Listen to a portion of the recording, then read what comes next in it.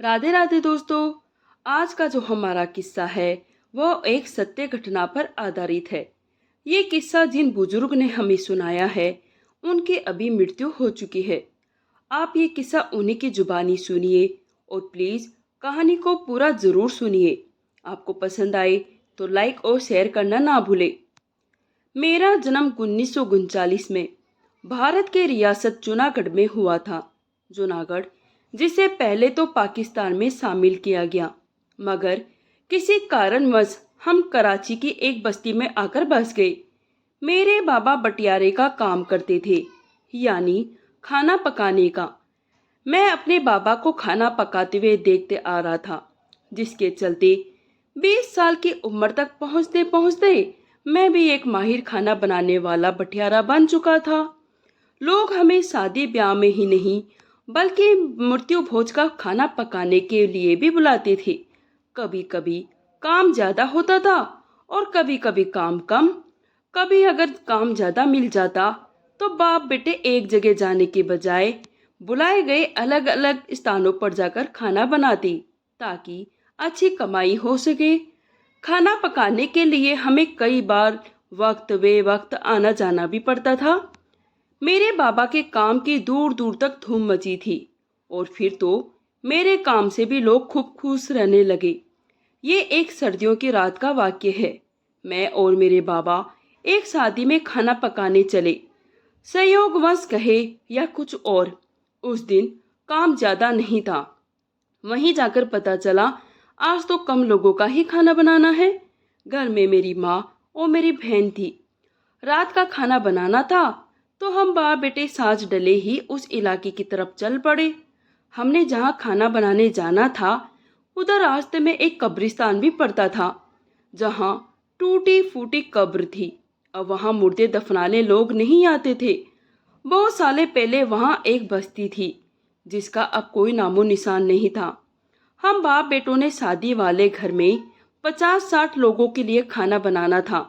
समय पर पहुंचकर हम खाना बनाने लगे। खाना पक भी गया और मेहमानों को परोस भी दिया गया। मैंने और बाबा ने भी वही खाना खाया, मगर फिर हमने वहां से अपने घर जाने की अनुमति चाही तो मेजबान ने कहा, हमारे कुछ मेहमान पंजाब से आ रहे हैं, सुबह उनके खाने का प्रबंध भी जल्दी करना होगा। अगर आज रात आप रुक जाए तो सुबह का खाना आपके जिम्मे हो जाए। मेरे बाबा कहने लगे, ये तो आपको पहले बताना चाहिए था। हमारा घर यहाँ से काफी दूर है, जहाँ ज्यादा घर भी नहीं है। घर में मेरी पत्नी और जवान बेटी है। शाम को जाना जरूरी होगा। हम सुबह फिर आ जाएंगे।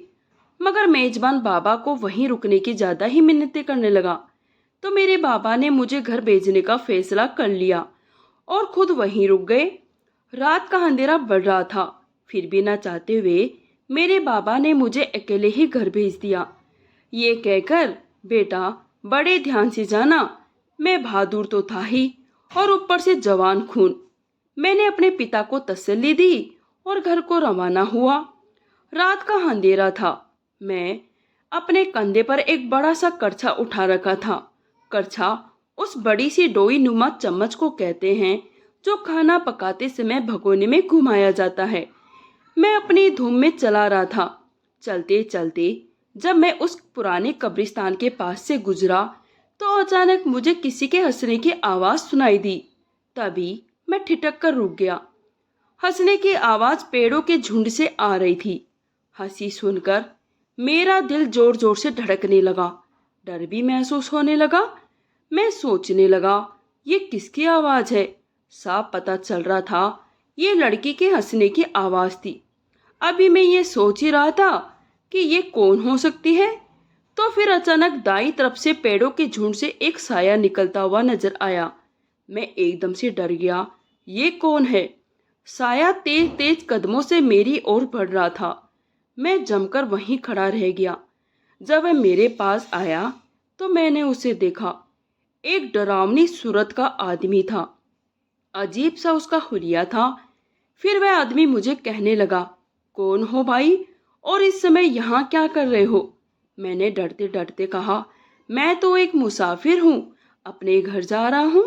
मगर आप कौन हैं? उसने मेरे सवालों को अनसुना करते हुए मेरे कंधे पर करछा देखकर पूछा, आप काम क्या करते हो? मैंने जवाब दिया, मैं लांगरी हूँ। तब वह बोला, ओह अच्छा, मतलब खाना बनाने वाले हो?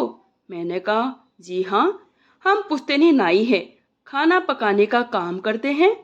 फिर वह आदमी अजीब से अंदाज में मुस्कुराया और कहने लगा, बहुत ही सही मौके पर मिले हो। चलो, हमारे भी एक छोटा सा कार्यक्रम है। हमारे बेटे की सगाई है, खाना तैयार कर दो, हम तुम्हें बहुत कुछ देंगे। मेरा डर थोड़ा कम हुआ। फिर मैंने कहा, कैसे शादी?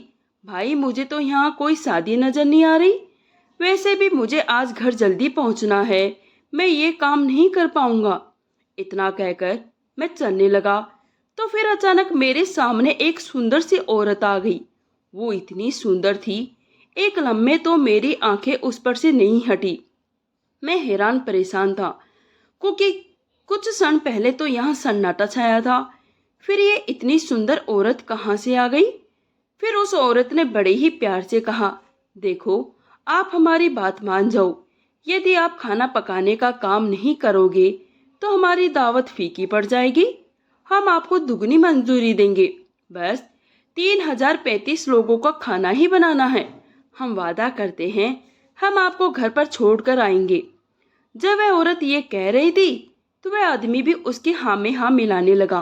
वह कह रहा था, अरे दुलारी, ये भी इससे कह चुका हूँ, ये मांगेगा हम उतना देंगे। परेशानी यह है, इस समय बटियारा लेने शहर जाना पड़ेगा। चलो, शायद तुम्हारी बात मान ले। वो औरत बड़े ही अपनेपन से कहने लगी, मानेगा कैसे नहीं, मेरी बात तो जरूर मानेगा। औरत ने जिस अंदाज और प्यार के लहजे से कहा तो मेरा दिल भी मचल उठा। फिर उस औरत ने 2 बार और विनती की तो मैं मजबूर हो गया। वैसे भी मैं न चाहते हुए भी उनकी बातें मानकर उनके पीछे चल पड़ा। औरत ने पाँव में जो झांझर पहनी थी, चलने से उस सन्नाटे में छन छन की आवाज बड़ी अजीब लग रही थी। डर तो मेरा काफी कम हो गया था, मगर एक बात मेरे दिल को धड़काई जा रही थी। औरत तो इतनी खूबसूरत थी, मगर वो आदमी इतना काला। मैं सन रह गया और उनके पीछे पीछे चलता रहा। वे दोनों लंबे लंबे डांग भरते रहे, इसलिए मुझे उनके साथ कदम मिलाने के लिए बहुत तेज चलना पड़ रहा था। थोड़ी देर चलने के बाद एक बड़े से मैदान में बहुत सारे लोग इकट्ठे नजर आए। मैं बड़ा हैरान हुआ, इतने वीराने में इतने लोग कहाँ से आ गए? वे सब अजीबोगरीब कपड़े पहने थे। फिर वे दोनों मुझे लेकर एक आग के अलाव के पास पहुंचे, जिसके पास ही कुछ बर्तन, खाने पीने का सामान भी रखा था। कुछ अजीब शक्लों वाले इधर उधर जा रहे थे। उस औरत ने कुछ लोगों से ना जाने क्या कहा, तो वे लोग मुझे सामान उठा उठा कर देने लगे। फिर मुझे खाना बनाने का इशारा भी कर दिया। मैंने भी बर्तन उठाकर अपना काम शुरू कर दिया। आग जलाने के लिए माचिस की जरूरत पड़ी तो मैंने उनसे माचिस मांगी। तभी एक आदमी आगे बढ़ा और उसने अपनी टांग चूल्हे के अंदर रख दी। फिर अचानक अपना हाथ उस टांग पर दे मारा तो उसकी टांग में आग भड़क उठी। टांग लकड़ी की तरह धूं धूं करके जलने लगी। मैं तो डर के मारे थरथर कांपने लगा। वे बोला, लो भाई, अब आप अपना खाना पकाना शुरू कर दो। मेरे तो होश जाते रहे। वो आदमी इतने सुकून से बैठा था जैसे कि कुछ हो ही नहीं रहा हो। फिर वही औरत आगे बढ़ी और कहने लगी, तुम डरो मत, बस खाना बनाते रहो। मेरा ऊपर का सांस ऊपर और नीचे का सांस नीचे रह गया। मरता क्या न करता। मैं तो समझ चुका था, किसी समस्या में फंस चुका हूँ। फिर भी मैं न चाहते हुए खाना तैयार करने लगा। मैं काफी मेहनत से काम करता रहा। सब तरह का सामान भी वहां मौजूद था। लगभग ढाई था। वहां लगभग 2-2.5 घंटे बाद खाना पककर तैयार हो गया। इसी दौरान वे सभी लोग मुझे बड़ी अजीब नजरों से देख रहे थे। मैं दिल में हैरान और डरा हुआ भी था। हैरान तो इसलिए था, वहां कोई आबादी नहीं थी और समझ में ये बात भी नहीं आई कि इस शादी के लिए इन्होंने इस वीरानी जगह को ही क्यों चुना। पूरा खाना पका, तब तक उस आदमी की टांग धड़ाधड़ चलती रही। मेरे दिल को ये बातें भी परेशान कर रही थी। ये कोई भूत या जिन तो नहीं। फिर जब एक दो ने खाना चखकर देखा तो उन्हें खाना अच्छा लगा। फिर उन्होंने मेरा शुक्रिया अदा किया और कहने लगे, हम तुम्हें तुम्हारे घर छोड़कर आने से पहले ये पूछना चाहते हैं, तुम्हारी मजदूरी कितनी हुई? मजदूरी की बात सुनते ही मेरे मुंह से अचानक ही निकला कि आपने मुझे दुगनी मजदूरी देने की बात कही थी। उन्होंने हंसकर कहा, हाँ कहा तो था, मगर अपना हाथ तो आगे बढ़ाओ। मैंने हाथ आगे बढ़ाया तो उन्होंने कुछ सिक्के मेरी हथेली पर रख दिए। फिर पूछने लगे, और भी देने हैं क्या? तो मैंने कहा, हाँ। फिर उन्होंने कुछ और सिक्के मेरे हाथ में रख दिए। मैंने देखा कि वे सिक्के पुराने जमाने के थे। जब सिक्कों से मेरी मुट्ठी भर गई तो मैंने कहा, बस इतनी ही है मेरी मजदूरी। उन्होंने कहा, तुमने बस कह दिया, इसमें हमारी कोई गलती नहीं, वरना हम तो इतने सिक्के तुम्हारी मुट्ठी में भर देते कि बोरियां भी भर जाती, मगर सिक्के खत्म ना होते। मैं उनकी इस बात पर बड़ा हैरान हुआ। मैंने कहा, ये मेरी मजदूरी से कई गुना ज्यादा रकम है। मैंने जेब में सिक्के डाले और जाने को तैयार हुआ। तभी वह औरत कहने लगी, कुछ अपने हाथ का पका खाना भी लेते जाओ। फिर उन्होंने एक थैले में खाना डालकर दे दिया। खाने को लेकर मैं अपने घर की ओर चल पड़ा। तभी वे आदमी और औरत मेरे साथ चल दिए। मगर जब हम कब्रिस्तान के पास पहुंचे तो वे कहने लगे, बस अब तुम्हें आगे अकेले ही जाना होगा, हमारी हद तो यहीं तक सीमित है। इतना कहकर वे वापस मुड़ गए और कब्रिस्तान के बीचों बीच वाले रास्ते पर गायब हो गए। मैंने जेब पर हाथ रखकर सिक्कों की तसल्ली की और खाने से भरा वजनी थैला कंधे पर रखा। फिर घर की तरफ चल पड़ा।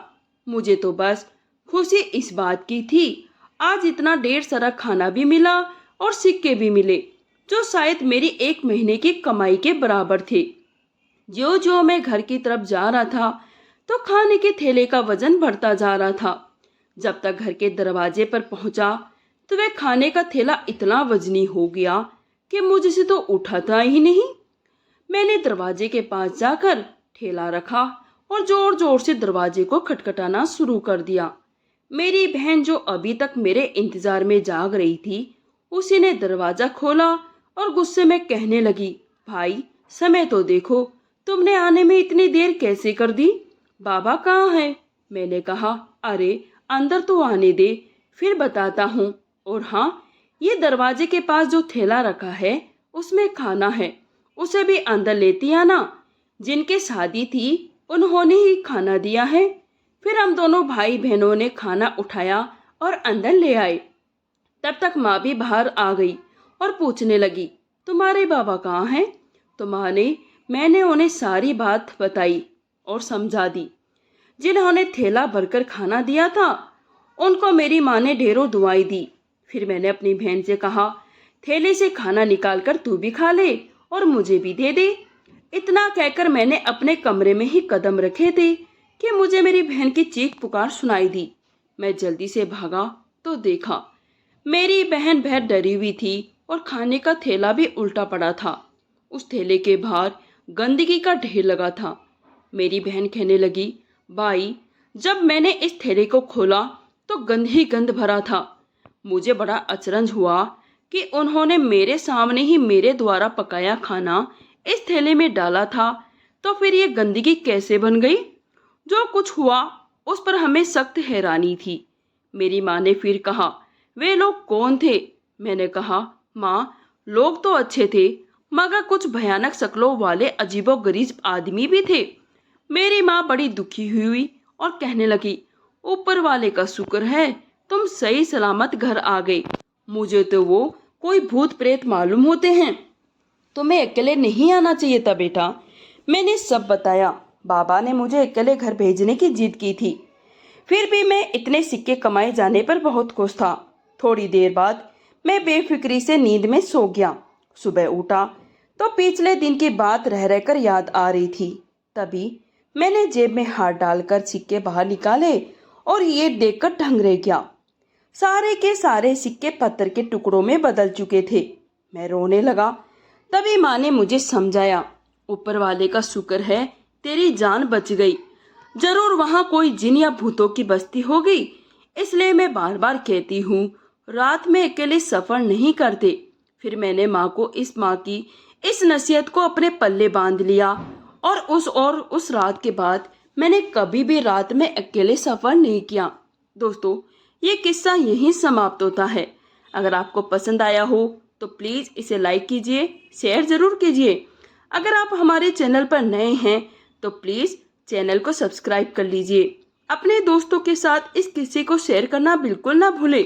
अगर आपको हमारी कहानियाँ पसंद आती है, थोड़ी भी मज़ेदार लगती है, तो हमें कमेंट करके ज़रूर बताइए। आगे भी मैं आपके लिए अच्छी अच्छी कहानियाँ और किस्से लाती रहूँगी। कहानी सुनने के लिए आप सभी का बहुत बहुत धन्यवाद।